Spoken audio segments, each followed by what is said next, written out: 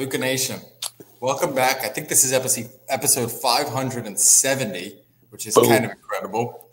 Back-to-back guest episodes. We had a blast with them. Whatnot, guys. Appreciate you coming on. Grant, Eric, Binder, and Josh. Thank you guys for helping set that up. Talk a little bit about transparency in the hobby and all that. And we had a legendary episode. You know, I got more DMs about the episode we did with Jeremy Fedauer, both from an education and an entertainment standpoint than maybe any other episode we did. Sounds like you got even more DMs than I did. Yeah, man, I did. Well, I love the comments. You know, I mean, I got to tell you, man, this is a fun thing to go through this every single day, 570 episodes, and attempt to, you know, because I don't know how they all end, but attempt to keep everything fresh.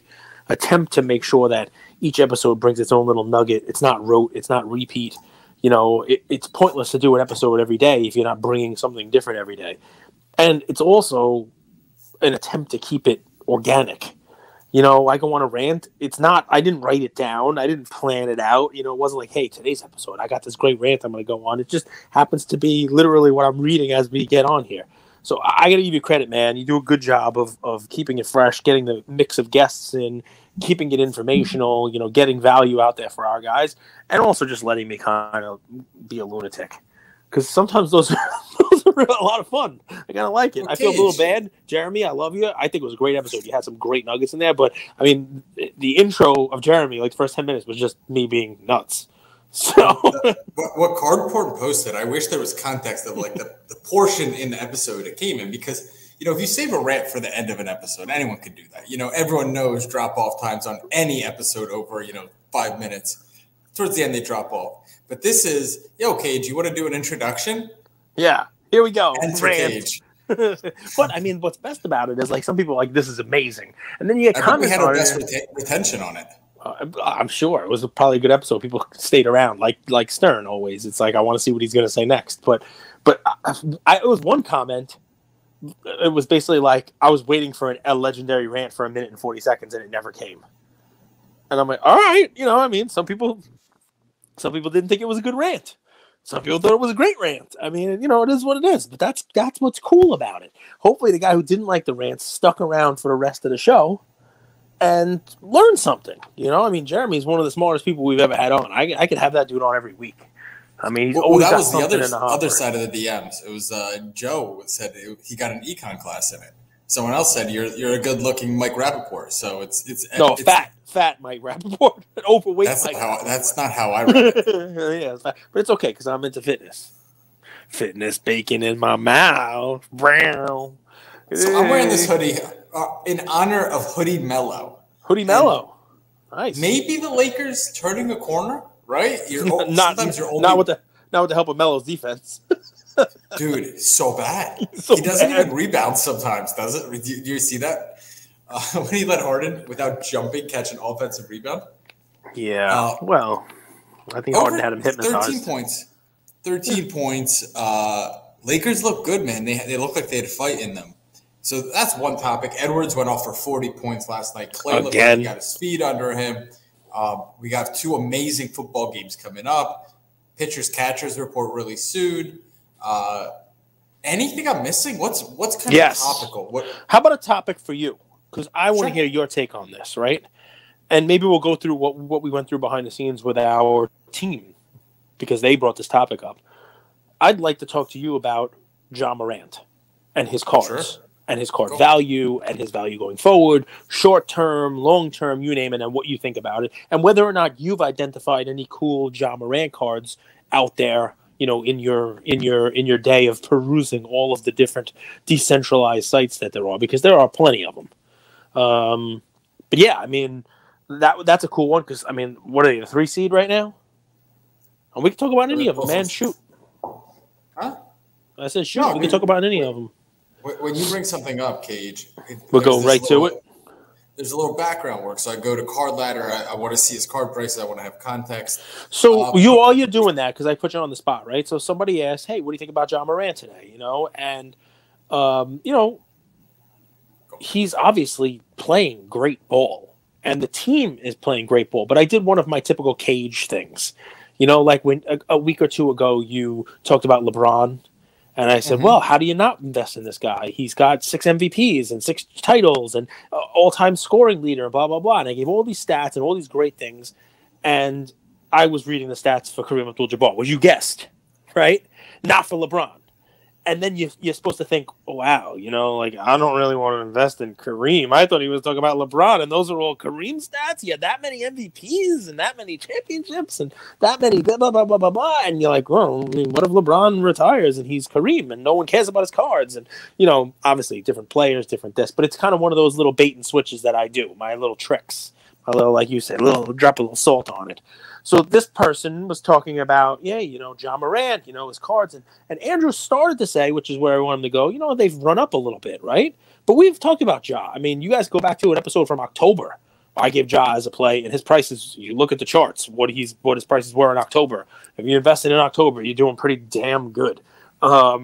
But so real quick, okay, just to contextualize it for people. So I went to Card Ladder. I'm on the pro set, and I went to indices and typed in Ja Morant to get this number. I'll get these charts. So this is volume, which actually is shockingly lower than it was last year in January and February. But the price is right near, and this encompasses all of his cards. So 207. It's like an index of his. It's an index. So you guys remember last January, February 2021, cards were everything was flying.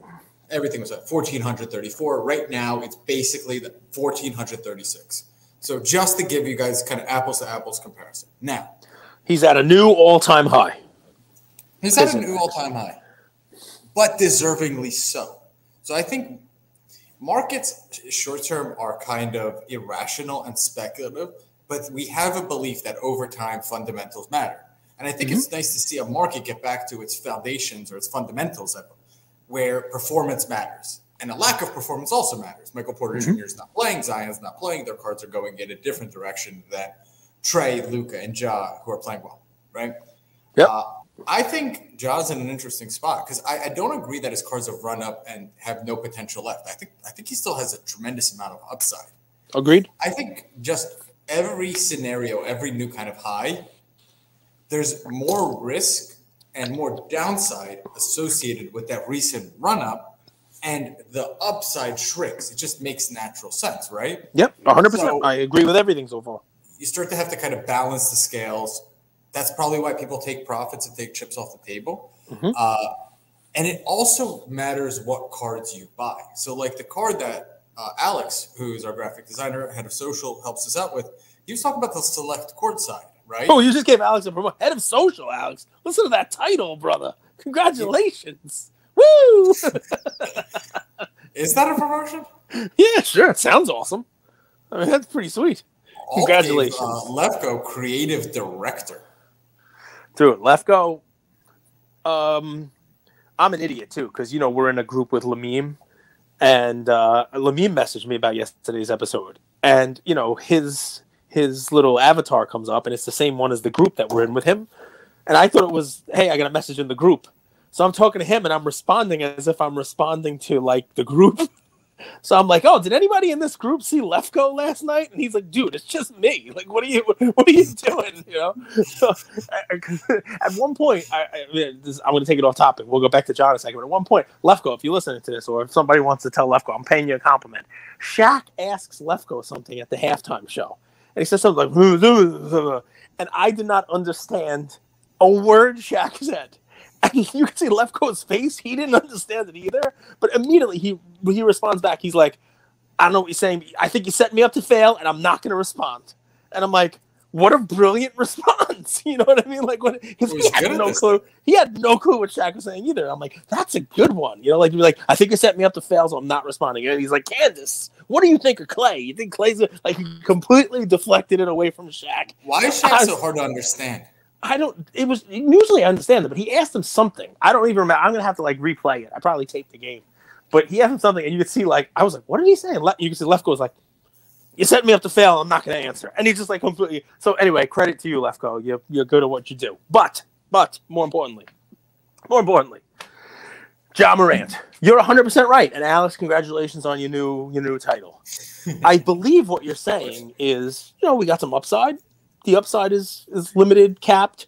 the more it goes up, but there's still upside. It doesn't mean, you have to do a balancing act, and people do this for taking profit. And when I responded to Alex, I was a little bit less bullish on Ja because of the run up. And I made two parts of the analysis. I'll do the first one. I said, what if this 22-year-old averaged 25 points, 7 assists, a bunch of rebounds, went on to lead his team to 60 wins, a huge difference from last year, did things that no one in his franchise has done before, took him to, in a 3 seed, took him to the 1 seed, right? Took him to, but let's say they win 62 out of the 82 games.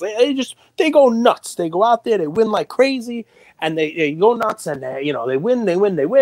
And, he goes and he wins the MVP. And people are going nuts, and it's all crazy. Because if all that happens, he's Derrick Rose. That's what I did my little Kareem knee. But but the thing is, I'm not doing an upside comparison there. I'm doing a downside comparison, right? So for every Ja Morant that could potentially turn into Michael Jordan, there's a Ja Morant who has had this type of season. A better season, some would say, that goes on to win the MVP and turn a franchise around. Sort of the kind of season he's having. For everyone that turns into Michael Jordan, there are probably 8 that turn into Derrick Rose, right? And I'm not saying Derrick Rose is a bad player, but there's not that many people who are investing the kind of money that they're investing in Ja Morant into Derrick Rose. Of course, this is a prospecting thing, right? So I only do this because what Ja's doing, it's done before. It's been done many, many times. And yet, more often than not, the people who have those seasons don't turn into LeBron or Michael Jordan. They turn into someone else. And Ja, I would say, look, it still remains to be seen. He's worked on his game. He's playing good team ball. The team looks good around him. He's still in the West. That's an amazing conference. The team looks good, but they don't look as good as a lot of the other teams that are high up. And I'm not saying Ja has to go win a championship and MVP this year. If he does that, obviously the Cards are going to go crazy. It'll be like a Giannis type thing. I can't believe I just call him Giannis. It'll be like a Giannis type thing, and it'll be. But you have to now. It's risk management, guys. You have to balance it out, right? For if you think he's the next Jordan, great. That is a gamble. There's tremendous upside there, but there's also a whole bunch of downside. What's more likely is he's not Jordan. Maybe he's good. And I went straight into my Joe Burrow comparison from there. Obviously different sports. But let's talk about 2 young players in their second, third year, turn their franchise around. They got a lot of upside. They're winning. They're going to the playoffs. When the playoffs started, I sold the one and only Joe Burrow card that I had. Okay, you guys saw it. I don't sell on Instagram that often. I posted a card. I sold it on Instagram. I'm sure the person who bought it from me is happy today because that same card has sold on eBay this week for significantly more than what I sold it for. Significantly might be a stretch. But, 25% more, definitely more money than what I sold it for. At the time, I was making a calculated risk, and I was taking profit off the table because I didn't think Joe Burrow was going to get to the AFC Championship game. I thought that there were better teams than him in the AFC. The Raiders, not so much. But I was surprised they won last week. I will definitely, again, be surprised if they win this week, right? So I said, there's upside, sure, but I think the potential downside, if there's an early exit, maybe he loses the Raiders, who knows, is that let me take my money, let me take this off the table. And if the person who picked correctly, the person who bought it from me is right, they'll do better too. They'll take their money. I'm sort of there with Ja. Not exactly the same point because I sold as the playoffs started. Ja, we have the All-Star break, right? We have all this fun stuff. So there's a lot of different, things that could happen with Ja. But the flip side, you got to remember also. Remember, we're doing a whole bunch of risk management here, right? He is an athletic player, right? He's jumping. He's flying all over the place. Did you watch the Dallas game last night? If you did, you saw Tim Hardaway not get touched by anybody, come down awkwardly and break his foot. It happens in this game, right? It does, especially with guys who literally are jumping out of the gym like Ja does. Right? I watched that block where he went up and 2 hands on the backboard and kind of hit into it. And I'm like, he's going to kill himself, this guy. You know what I mean? He's taking risks he doesn't have to take. Now, that's what makes him the amazing highlight reel player that he is, that everybody wants to invest in and sees doing magical things out there, but also makes him a little bit of a riskier investment. So if I were holding Ja and I were getting these crazy prices, people have already started building in yearly success, top 3 or 4 MVP voting. Maybe he wins the MVP already into his cards. Playoff success. Maybe he goes really far. That's not all that. It's not all baked in, but there is the chance of it happening baked in. That's the prospect. There's a weird thing happening in the space. So if you look into and this isn't just Ja, if you look into the index, the card ladder index, it will say that he's near record highs, right? Yes. Or he actually set a record. But if you look deeper, his select court side down from last year, from highs. His silver prism PSA 10 down. The cards that are driving the market are the gold, which are selling for record highs, higher than they ever have. But the base and the silver, and even maybe a few of the colored parallel, even a select court side, which is low pop, those have not moved. So it's tough. It's not an easy market to figure out right now. So even if you're in the right guy, you got to also be in the right card. We say that pretty often. So what's your takeaway from that? What's your takeaway from this? Is it to stay away from those cards, or is it that there's some value in those cards because they're going to catch up? Because gold, everyone's gold's gone up. You could be buying a 2012 Prism Gold of someone who hasn't been in the league for 6 years, and that's going up. And clearly they're not having the season Ja Morant's having. So what's the takeaway from that? You've done the digging into the numbers and into the cards. What do you tell people with that knowledge? I mean, sometimes you don't have the answer to it, right, Cage? I always have an answer. If I had the answer, I'd be a millionaire. Yeah, that's not necessarily true. You look at this chart, and which one is this? What are we looking at now? A silver prism PSA 10, which used to kind of be the card of the guy. Yep. Not a crazy pop, 1,000 of these. $1,600. Cage, Trey before the season last year was selling for $3,500. $3,500, yeah. So and he's got a higher pop. You look at you see his card right here. You would think you'd at least see it peak up 20-50%, right? Yeah. So it's an interesting thing to try to figure out and to be not just in the right player, but in the right card. And I don't have an answer as of right now. I don't. So let me ask you something. Forget about Ja for a second, right? Silver Prism, especially Ja is 1,000 pop, and that's going to be one of the highest pop ones out there because in 2019 people graded a lot. There's still some coming out, but even 1,000 pop, it is what it is. Silver used to be like the go-to, right? It was like, all right, you don't want to buy base, buy that silver. Buy that silver for Luka. It's $7,000. Go get a silver PSA 10 of somebody. That's the card to invest in them with, right? My question for you, forget about Ja for a second. This is just, I won't hold you to it. It's just your thought, right? From what you've seen in the hobby for the last 2-3 years, right? Do we ever get back to a time where that silver PSA 10 is the investment vehicle? Or has the narrative of buy low pop, buy color match, buy numbered taken over? I like the color match thing because it caters to the person who's on the other end of that purchase, a collector. So does Card Ladder have a blue? Does Card Ladder have a blue? I'll pull it up. But PSA silver only works when the guy kind of buying after you is a speculator, right? He wants that silver because he wants that card to sell for more money. And when the market's not moving, those guys aren't here. But a collector, he would buy Giannis green, even though it's a retail product because it matches that beautiful Bucks jersey. He's holding that card. He would buy a blue or a light blue or a blue ice for Ja because it matches the color. And he would probably pay a premium for that. And if there's enough collectors paying a premium, the price will go up. So the color match is an interesting thing that's happened, sort of like the serial number in the NFT space. I do think color match has a bit of a premium. What was the question? Pull up the blue. I mean, I would just do the regular blue out of 199. You get into blue ice, and you're talking about being out of 99. I think that is 149 for purple ices. So here you go. You'll see a little movement. Let's take a look. Shall we, Cage? I'm excited to look. Yeah, see, so that's now a fun little bump up towards the recency here. It's not up to the high yet, but you can understand why the market's moved. The more higher end cards. So what is it selling for, the blue?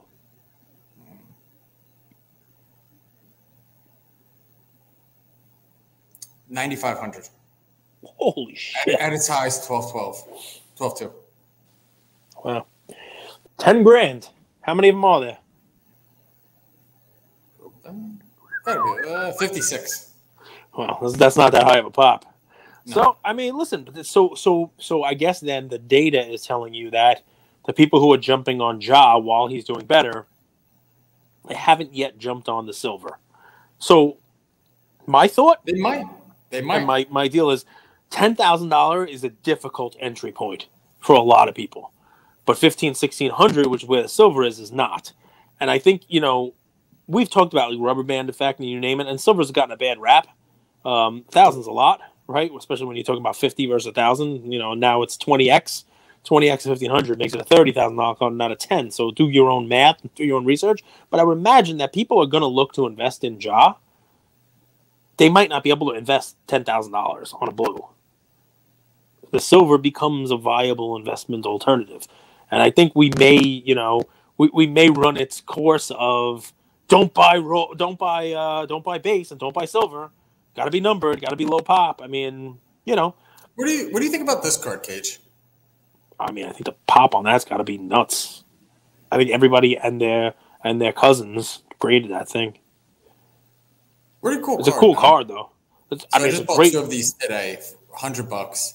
Nice. Where I'm going with it is I've been recently buying. So how I've been thinking about this market, and it's kind of my play. It's not just that Ja card. It's not like I sent you guys the Mahomes Crown Royal card I bought the other day. Yep. I bought this Bowman. I'll show you guys in a second. The market's been kind of hit hard on the lower end stuff, right? Mm-hmm. And we don't know what's the next one of like the silver, the investment card, but gold and blue is out of price, out of reach. So I've been buying cards trying to get rookie cards if I can, that I really like the aesthetic and are high grade for really cheap. So like $50-$60, like the Bowman Kobe I got. I just love the look. It kind of has that Mikan look to it. There's a PSA 10 for like $80. Wow.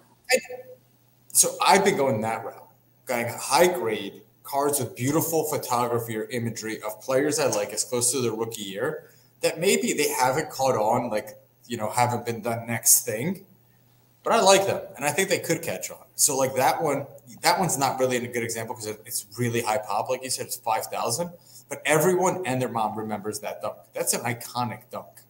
Didn't he miss it? He missed it, but it's iconic. So that's kind of how I've been thinking about this market. And actually, it's been more fun. I've been thinking more like a collector.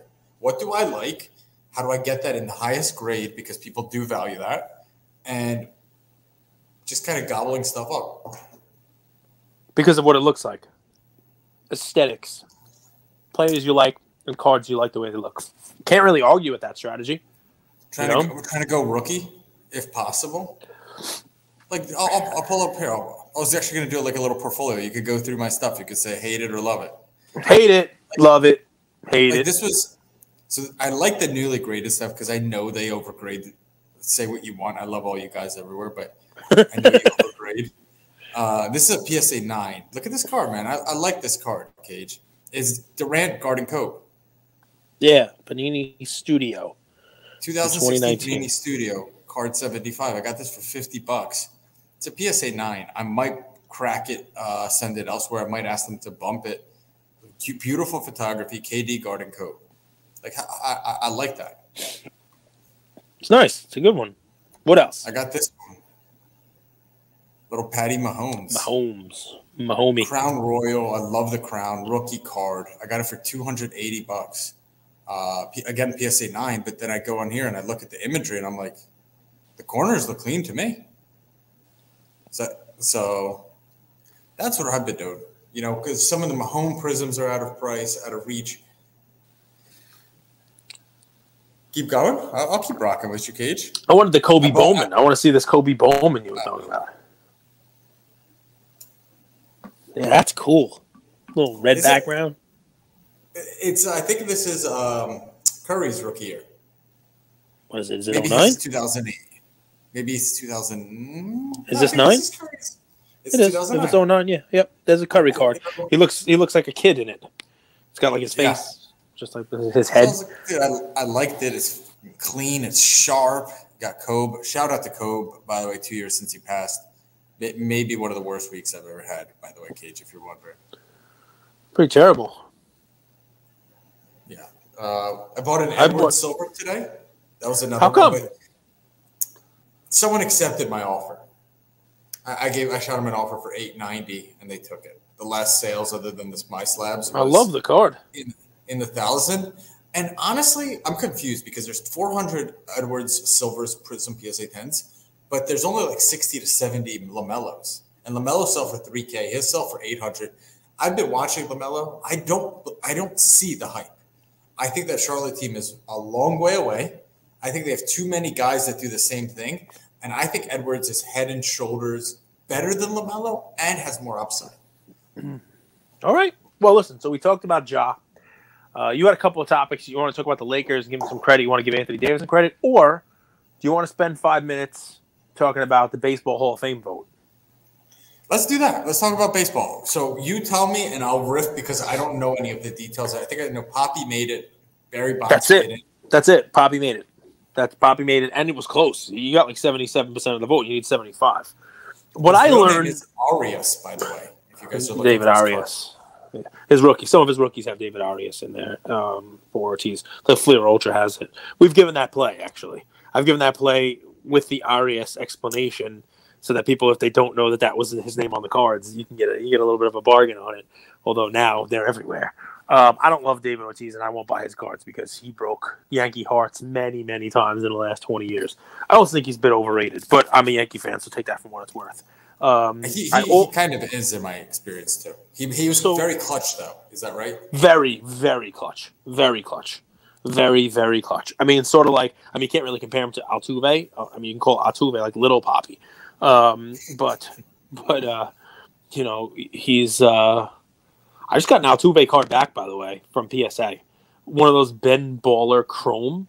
I don't know why I graded this because it's not a rookie. It's it's like a 8th year card or whatever the hell it is for Altuve, 10th year card. But it was a cool card. It was a gold refractor out of 50. It was number 1 of 50. Altuve, Ben Baller Chrome, gold, 1 out of 50, and I got a 10. So I guess it makes sense. I guess that's worth $10 or $12 grading fee. We're selling it on Whatnot. I'll sell it on Whatnot when we do a baseball show. 2 shows from now.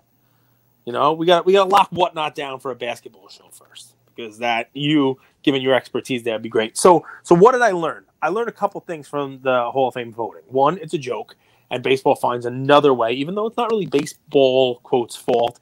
These are the sports writers, but yet baseball can't get out of their own way. The people who would be spending money now, the people who would be, the fans now, building a fan base with young kids and whatnot, are the same people that watched Clemens and Bonds dominate the game as kids. They were children who grew up that was the best pitcher and the best ball player. And you're basically saying that the best hitter and best pitcher of a generation, you're telling that generation, mine, people slightly younger than me also, who should be telling their kids what sport to watch now and building the next generation of fans, that the people who played during that time don't matter. Even though baseball allowed them to play, right? If they violated the rules, they served their suspension, baseball didn't throw them out. The numbers counted, everything counted, right? And then you go as far as you really got to get nuts with it, right? Because mixed signals, right? Is kind of the vibe I'm picking up. Yeah, David Ortiz was in the Mitchell report. Never failed a test, and we hear the Mitchell report is could be false positives. All right, well, we talk about Gary Sheffield, who's got 500 home runs and has clear-cut Hall of Fame numbers. Was also in the Mitchell report. Also never tested positive.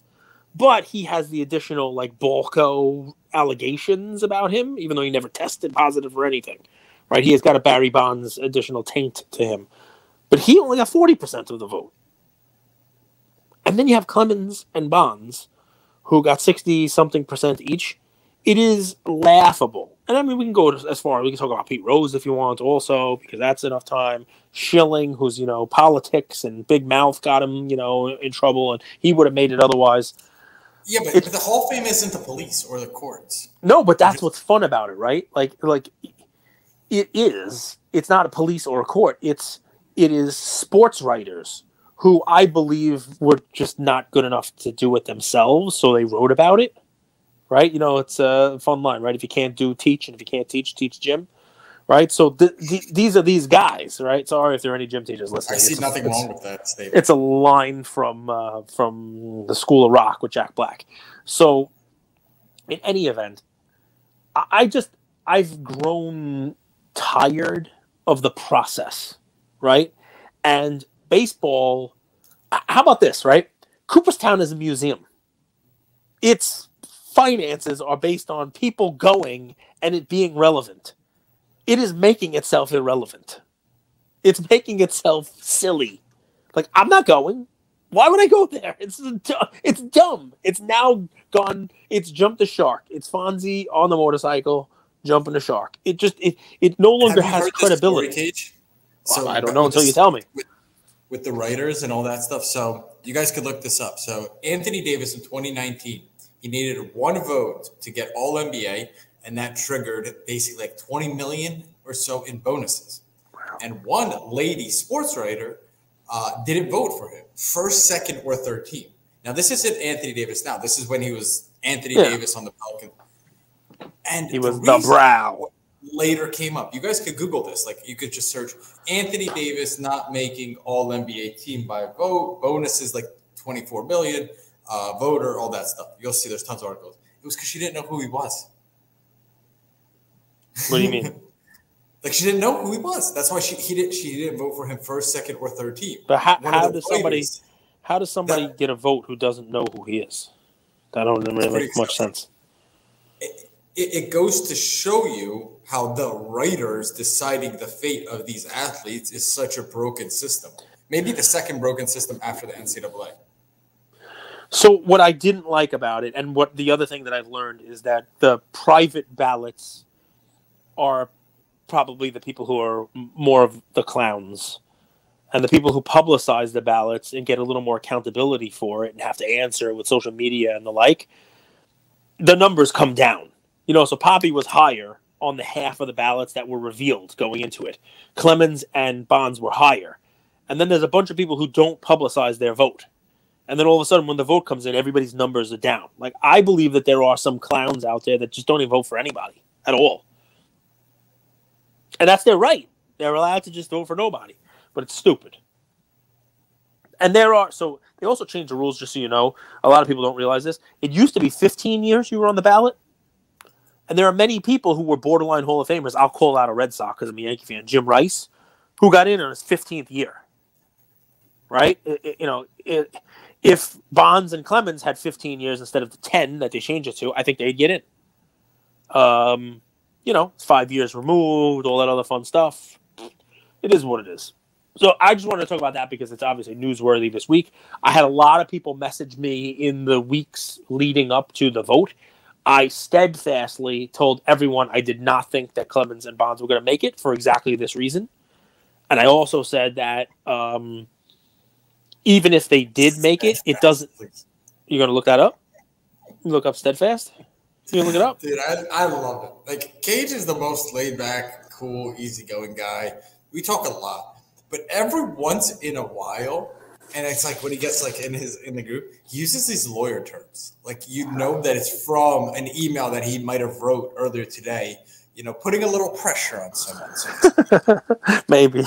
But the one he did when I was contracting, it was like my last job. I got fired as a consultant. That's how good I Dude, you remember those emails we wrote? Those were great. Your tone and tenor. Yeah. Your tone and tenor. Yeah. The tone and tenor of this email. Yeah, the tone and tenor of your email shows you've already lost the argument, Captain. Send Mr. Goldberg his severance immediately, ×2. This way I can get some too. So yeah, man. So I mean, listen, my thought on it was they weren't going to make the Hall of Fame, but more importantly, I even said if they did. So there are people now who are upset, and maybe the Cards take a little bit of a dip because they didn't get in. I think that's stupid, and I honestly don't think it's gonna happen. But there were people who thought, messaged me that if Bonds gets in, if Clemens gets in, their cards go up. So first of all, that's kind of a misconception. A lot of people, when they make the Hall of Fame, that used to be when we were kids. I'm going to save my Ripken cards because when he makes the Hall of Fame, they go up. And then they don't go up when you make the Hall of Fame, especially people who you know are making the Hall of Fame. But Clemens and Bonds are so polarizing, right, that their fans are their fans. People who don't care about the steroid stuff and think they're the greatest players out there, they bought their cards. I am one of them. I have a Barry Bonds, Topps Tiffany, traded 86, and I have a Clemens 84 Fleer update. I don't have the 85 Topps Tiffany. I will grab one. I will add one soon. Can I ask you a question on it, though? Like, I don't understand why Bonds is the example. So, but the point is, right, I don't think those guys would have gone up.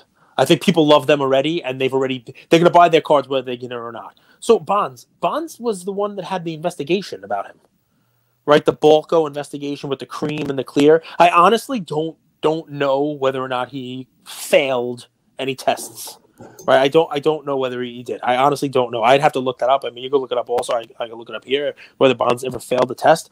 I think it's assumed that he was using stuff. I mean, his head grew like 3 times the size. I mean, look at his cards. Pull up like a 1987 Topps card of him, and then pull up like a 2003 card of him. Sure his head's the size of my chest. But this is how I see it. Like they failed the test. They broke the rules. You have these punishments. You punish them. Boom, boom, boom. Then you kick them out of the league. If that doesn't happen, you don't need to retroactively punish people. It's a very weird and slippery slope, and it's like this weird like dark cloud that follows baseball, and it's like. This is how I see baseball. It's like that bad relationship, that boyfriend-girlfriend. It's a bad relationship. Started in middle school, terrible relationship in high school. They just want each other, so they're going to be together all through life, but it's not a good relationship. It's that vibe. Like, that's baseball and drama. They love each other for whatever reason. It's like, dude, just let it go. We don't want drama. We get enough of that in politics and in the world. We've come to sports to watch people have fun and compete. I don't know why you need to add your own level of drama. There's enough in the world. Like, I don't get it. I'm with you. But listen, this is the drama. This is what's there. I mean, it comes in every time of voting thing. The MVP stuff you saw about the Aaron Rodgers stuff that I posted. People got nuts with it, and who's going to win the MVP. And I mean, sports come with drama. It's part of the deal. But baseball's drama. That's exactly right. You've used the exact word I was going to use, right? The wounds, they are self-inflicted wounds. And baseball can't afford that. Because football is putting an exciting product out there. And when playoffs come, basketball put an exciting product out there too. Even Trae Young won't be bored when it's playoffs. Can I tell you an exciting He'll be watching. Second play in the cage will go with his play. Yep. And this is a guy, I'm not going to say that this guy is going to be the next Luka, Ja, or Trae, but he will be in this conversation next year and 2 years from now. And it's Darius Garland. And if you've watched this dude play, he's undersized. He's undersized. Trae, Ja, they make it work. Man, the guy's good. And he makes this team better, not just by scoring, but by passing. He's constantly a double-double machine. What happened to Colin Sexton? He went out and Garland got more of the ball, and he's really, really – it's addition by subtraction. Sexton, these types of players confuse people. He's really tough. He's gritty, but he's inconsistent. And when you're consistent, you take 15, 20 shots this day, you take 20 shots this day. You might go, 12 for 20 one day. You're like, this guy's a beast. And the next day you go 3 for 20. Do we expect Sexton to be moved from the team? Do we expect Sexton to continue to play there? Or do we expect him to leave and then give Garland more playing time and he can become, the clear-cut alpha? Because I asked this for a reason, right? Because I watch a lot of Cleveland games, believe it or not, right? I mean, I have a little Jared Allen fan in my house here, and we actually bought a bunch of Darius Garland cards as well. This year they're a fun team. Even last year they were interesting. And you're gonna laugh at me, but remember, I was a closet Andre Drummond fan. So he went over there after the trade, and I was actually watching him, because I had a nice Drummond bag. So I watched a lot of Cleveland games. You like Drummond's frame. What's funny? He's got a low center of gravity for a big boy. No, I like Drummond because look, he doesn't put up as many points anymore. But he was doing good there for a little while. I mean, with Philly and whatnot too. Off the bench, he carved a nice role for himself. But the dude is a double machine. But in any event, I'm just explaining why I watch Cleveland. It seems like what everyone's saying about Garland this year is what they were saying about Sexton 2 years ago.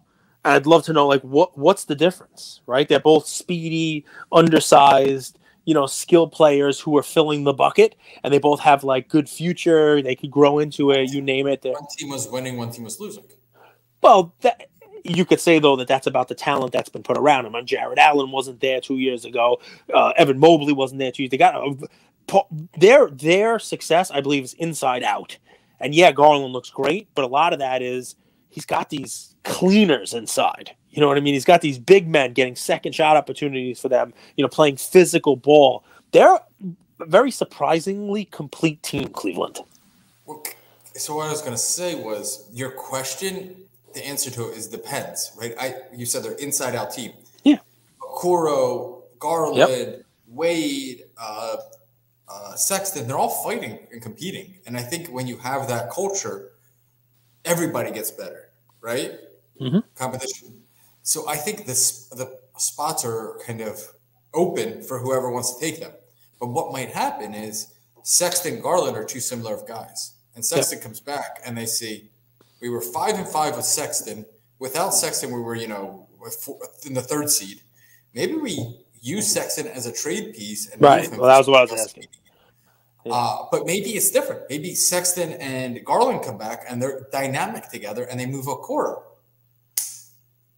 You know what I'm saying? And I don't know. I like Okoro. He kind of complements Garland. He's a little tougher and bigger.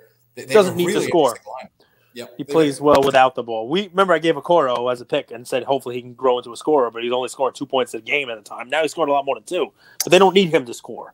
They don't. Yeah. So he does the other stuff.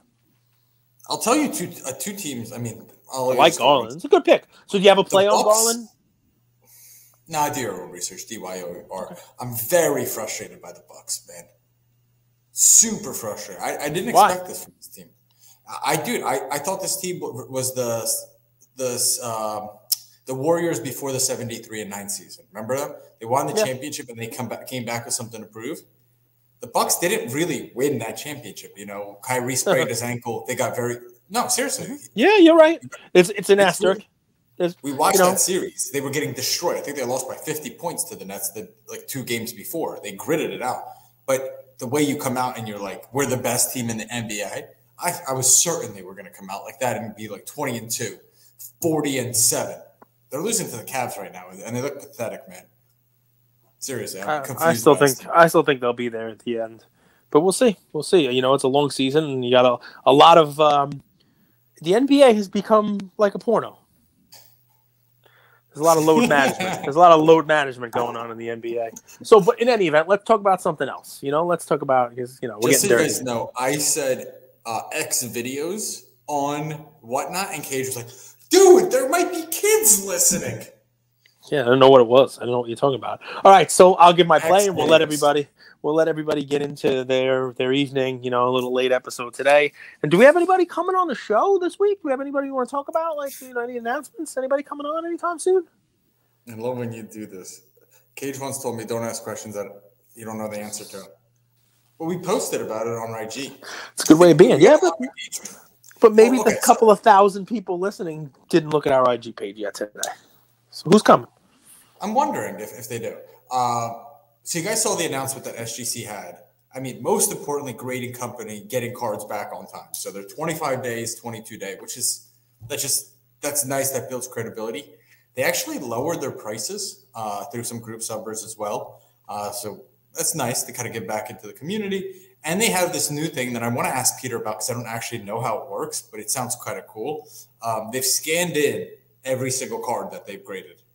And if you look up the certification number, you could see that card. And it's public, it's free, you could search the card. So it's kind of like a data set registry. And it's supposed to cut down with fraud and, cracking a card out and changing getting a grade and then putting a fake patch in or all that stuff. It's like a kind of an encyclopedia of all the cards graded with them. So, and that's free, completely free, guys. And when Peter's coming on, CEO of SGC, 3 p.m. on Friday. We're going to go live. So have your comments ready. Let Peter know how much you love us.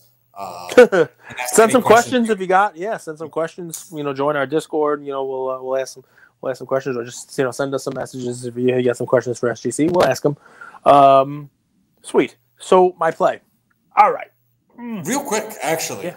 Yeah, And shoot. we could table this. We could come back to you guys tomorrow. Yeah, no. What do you got? One of the best partnerships are creative and smart on the surface, but I don't know how it's going to play out is eBay CSG. Like Authenticity. Do you know anything, or you want to let's put this? No, I mean, I saw the announcement. We could talk about. I'd love to do some more research on it, but they're authenticating without grading, right? So it's not like the card doesn't have to be going to CGC and they're going to put it in a slab and the whole deal. They're doing something.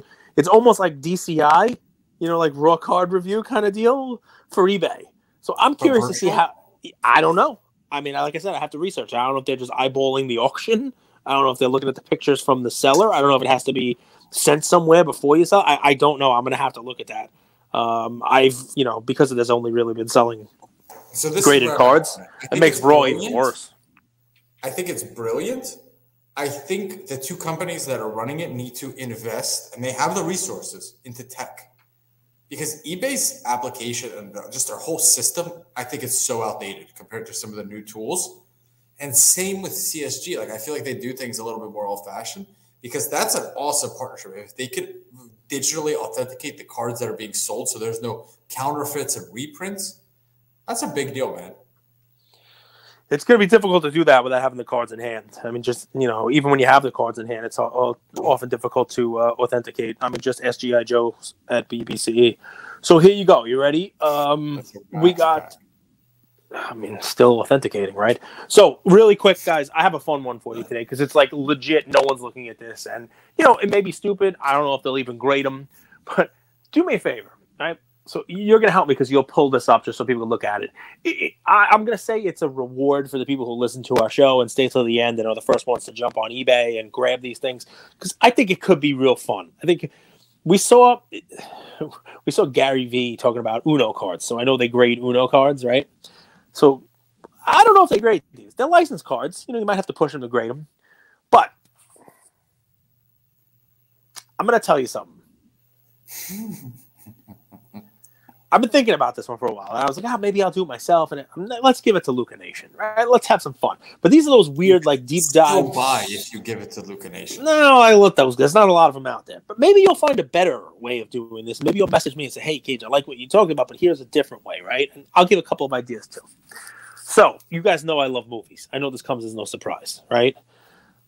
One of the things I learned, because I learned from our guests, I learned maybe more from Jeremy Padower than anybody else, but I learned a lot from Bro Namath. I learned a lot from Yamwax. I learned a lot from Andrew. I learned a lot from Gary V when he was on. I try to listen. I don't let him speak too much, but I listen when I do.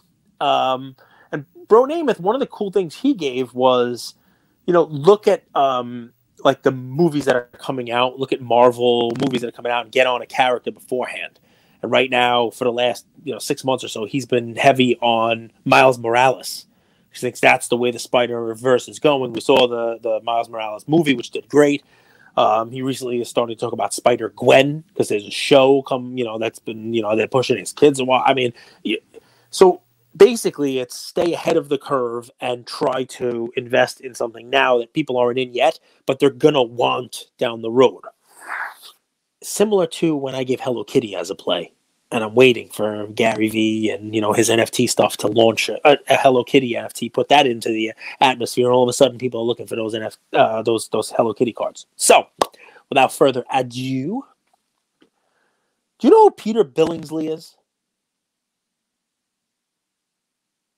You're on mute, but that was a no. He shook his head no. How about Vince Vaughn and Jon Favreau? Yeah, Swingers, great movie. Yeah, Swingers, great movie, right? So Peter Billingsley, Jon Favreau, Vince Vaughn, all good friends. There was a Billingsley character in Friday Night Lights, no? Riggins. Riggins was his name, but it was close. Billingsley, Riggins. I get it. So, Favreau and Vince Vaughn met on the Ron Billingsley. There's a Billingsley in Friday Night Lights. Well, who was it? What's his name? I'll pull it up. Don't you worry. Show me who Billingsley is. It an actor's name? Don Billingsley from Friday Night Lights. Oh, look at this! Yeah, the running back who fumbled, and his dad was played by a country music singer, and had a state championship ring, and threw it out of the car. Yep, Billingsley. Good job. So this is Peter Billingsley. You watched the movie or two? Different first name, same last name. Peter Billingsley. Did movies together with Favreau. Favreau and Vaughn were together in Rudy. Then, of course, they did Swingers. Now, Vince Vaughn and Peter Billingsley, they have a production company together. Peter Billingsley is, you know how when you sprinkle magic on you do the Andrew sprinkle, a little sprinkle magic, a little salt, little Andrew bang, like he's doing this whole deal, right? So why do you keep doing that? I don't understand. I'd never do that. It's an Instagram idiot who cuts steak and he drops salt on it like this, and it's the salt goes all in his arm hair, and then people eat it. It's kind of weird, but go ahead and check it out if you like. It was 2020, 2019 time frame. Whenever it was, I saw one today. I'm click on card porn reel. When it finishes, it flips over to this dude chopping up a tomahawk steak. Now it's this guy. So, but my play will be one of these when we finally get to it. So, Favreau directed a Christmas movie, The Elf. Elf with what's his name, Will Ferrell. And in the movie was a cameo of one of the greatest Christmas people of all time. The head elf running the elf shop was Peter Billingsley, and Peter Billingsley may be the king of Christmas. No, he's not Macaulay Culkin. He's not Kevin McAllister. But I'm doing this for you because I want to lead up because you don't know who this is. He is Ralphie from The Christmas Story. The Red Ryder BB gun? Yeah, you'll shoot your eye out. That kid, like the king of Christmas, right? So this movie, Peter Billingsley is Ralphie.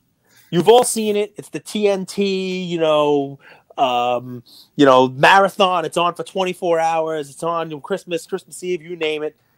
PSA even has a Christmas Story registry of the 3 baseball cards that he has up in his room.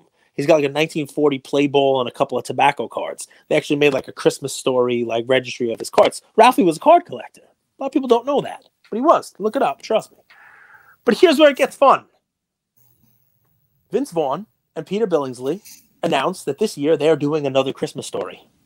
Another movie. And while that one was set in the 50s, this one, it's forward. Ralphie's an adult and he's having Christmas with his kids in the 70s. Should be interesting. Should be fun. It's going to be obviously much more big budget because Vince Vaughn's now in it. Vince Vaughn wasn't involved in the first one. And, he's more of an A-list star than Peter Billingsley.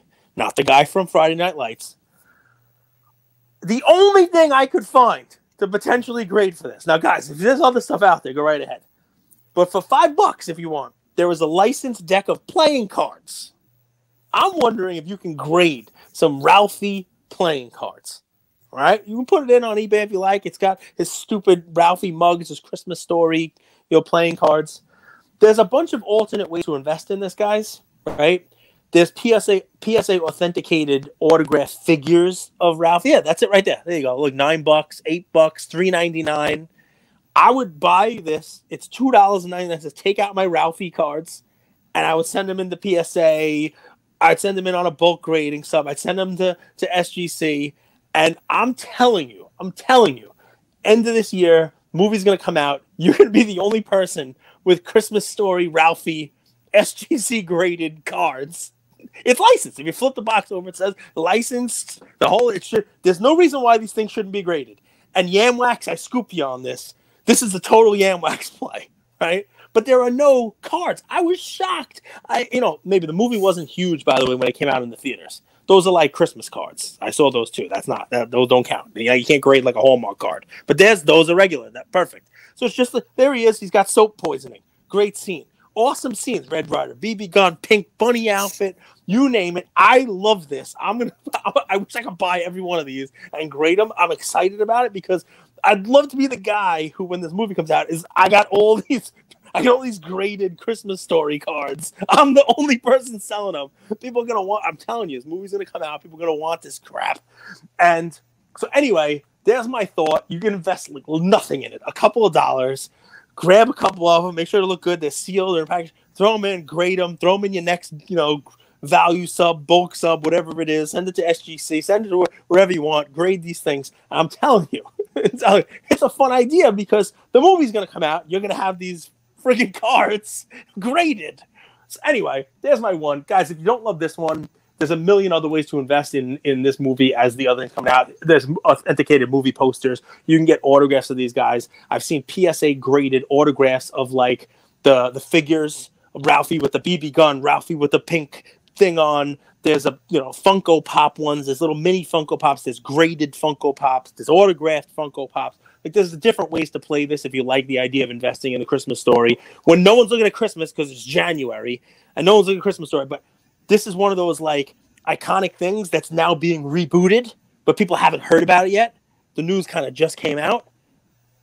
Maybe try to spend a couple bucks, take advantage of it. Maybe you got an investment that works for you. It's a fun one, different one. You don't love it. You don't like laughing your ass off. I do love it. I do love it. Good, you should. It's freaking Ralphie. I love how you storytell, man. You're a pretty incredible communicator. I try. Listen, it's easy when it's fun stuff. And we get to talk every single day about fun stuff. Every once in a while there's a rant, but this is a different kind of rant. This is a fun rant. Like, I watched Christmas Story with my dad. Like, he grew up at that time, right? He probably wanted a BB gun, and people told him to shoot his eye out, right? Like the scene with the mall Santa. He's like, this is exactly what it was like. I waited for like 4 hours, to see Santa by myself. A real thing. My mom wouldn't let me get one, but like everyone wanted a BB gun. Yeah. Pellet gun is actually what's pellets. Called. Right? Yeah, pellet gun. Well, it's different. Pellets and BBs are two different things. BBs are round.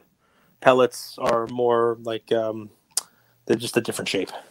You can have them both. Most of the guns shoot them. Go back and listen to a few 5-6 minutes. That was good stuff, Cage. I mean, if you weren't convinced to buy them, I who have never seen A Christmas Story. You've never seen that movie?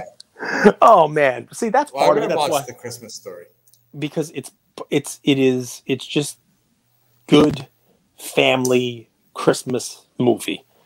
It's fun, and it's nice that they're updating it. Although I got to tell you, what's fun about it is they're bringing it to the 70s. I'm thinking to myself, in 30 years, they'll do another one, and they'll finally get up to now. Do you know why they do that? It's because in those things that they tell you to watch, in the background, they could put these little unconscious things that they program you and your kids with. Like what? What from the 70s they could program what they with? Eat. Like disco? Eat. Like disco, there's going to be Bee Gees albums in the background?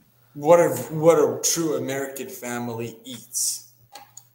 What a true American family listens to. But it's so old that nobody does it anymore, right? Because they're setting it in the 70s. So the first one was set in like the 50s. So you know what they drank? Have you ever heard of Ovaltine? Do you know what Ovaltine is? Chocolate milk. Ovaltine, please. Yeah, Ovaltine. Little Orphan Annie says to always drink your Ovaltine. There's a whole big scene about orphans anymore. Little orphans are dead.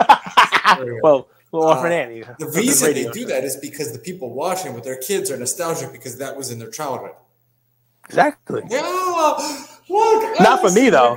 Yeah, but the 70s. That's like already like. We eat Jello with chicken. Is that what you eat? Jello with chicken.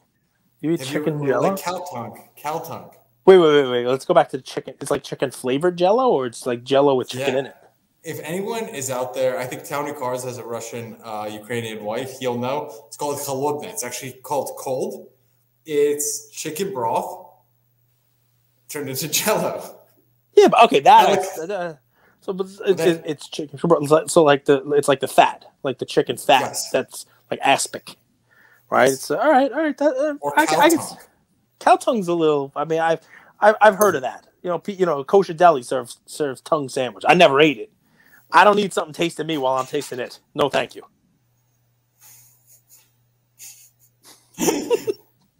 Tongue sandwich. Yeah, we are good, man. Just under an hour. This was fun. Christmas Story, folks. Ja Morant. Lots of fun.